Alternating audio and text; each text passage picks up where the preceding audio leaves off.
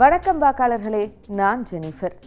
தேர்தல் பரபரப்புக்கு நடுவில் ஒவ்வொரு தொகுதியிலும் என்ன நிலவரம், யார் வேட்பாளர்கள், தொகுதி வரலாறு என்ன அப்படிங்கிற அடிப்படை தகவல்களை தெரிஞ்சுக்கலாம் வாங்க. அந்த வகையில் இப்போ பார்க்க போகிறது தூத்துக்குடி தொகுதி. 2009ஆம் ஆண்டு தொகுதி மறுசீரமைப்புக்கு பிறகு தூத்துக்குடி மாவட்டத்தில் இருக்க 6 சட்டப்பேரவை தொகுதிகளையும் ஒருங்கிணைத்து உருவாக்கப்பட்ட நாடாளுமன்ற தொகுதி தான் தூத்துக்குடி. தூத்துக்குடி, திருச்செந்தூர், கோவில்பட்டி, ஸ்ரீவைகுண்டம், ஒட்டப்பிடாரம் தனி தொகுதி, விளாத்திக்குளம் இந்த 6 தொகுதிகளையும் உள்ளடக்கிய தூத்துக்குடி தொகுதியில தான் விவசாயம் பிரதானம். உப்பளங்களும் இங்கு அதிகம். சர்ச்சைக்குள்ளான ஸ்டெர்லைட் உட்பட தொழிற்சாலைகளும் அதிகம். தமிழகத்தில் அதிவேகமாக வளர்ந்துட்டு வர ஒரு முக்கியமான தொகுதின்னு இதை சொல்லலாம்.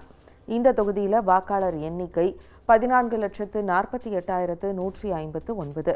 2024 தேர்தலில் இந்த தொகுதியில் நடப்பு மக்களவை உறுப்பினரான கனிமொழி திமுக வேட்பாளராகவும், அதிமுக வேட்பாளரா ஆர் சிவசாமி வேலுமணியும், பாஜக கூட்டணியினுடைய தமாக வேட்பாளரா STR விஜயசீலனும், நாம் தமிழர் கட்சியினுடைய வேட்பாளரா இந்த முறை பல் மருத்துவர் ஜா ருவீனா ரூத் ஜேன் ஆகியோரெல்லாம் களமிறக்கப்பட்டிருக்காங்க. இருந்த போதும் கூட தூத்துக்குடி தொகுதியில் திமுக அதிமுக நடுவில் தான் பலத்த போட்டி நிலவும்னு எதிர்பார்க்கப்படுது. 2009ஆம் ஆண்டு மறுவரையறைக்கு பிறகுதான் தூத்துக்குடின்னு ஒரு மக்களவை தொகுதியும் அதுக்கு தேர்தலும் நடந்தது. அந்த வகையில் 2009 மக்களவை தேர்தலில் திமுக சார்பில் போட்டியிட்ட SR ஜெயதுரை வெற்றி பெற்றார். அதன் பிறகு 2014 மக்களவை தேர்தலில் அதிமுக சார்பில் போட்டியிட்ட ஜெயசிங் தியாகராஜ் வெற்றி பெற்றார். கடந்த முறை கனிமொழி கருணாநிதி வெற்றி பெற்றாங்க. 3 மக்களவை தேர்தலில் 2 முறை திமுகவும் 1 முறை அதிமுகவும் வெற்றி பெற்ற தொகுதி இது. 2019ஆம் ஆண்டு தேர்தலில் முன்னாள் ஆளுநர் தமிழிசை சவுந்தரராஜன் இந்த தொகுதியில தான் போட்டியிட்டாங்க.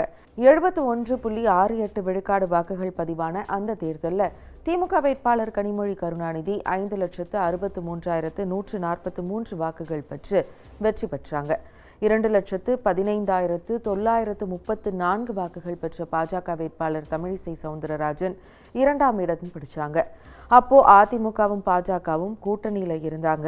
இந்த வாக்குகளில் பெரும் பங்கு அதிமுகவிற்கானதுன்னு எடுத்துக்கலாம். அப்போ அமமுக 3ஆவது இடம் பிடிச்சாங்க. இப்போ கூட்டணிகளில் மாற்றம் இருக்கு. 4 முனை போட்டி, இது எல்லாமே வாக்குகளை அதிகம் பிரிக்கும்னு எதிர்பார்க்கப்படுது. கணிப்புகள் எதுவாக இருந்தாலும் இறுதி முடிவு மக்களாகிய உங்கள் கையில் தான் இருக்கு.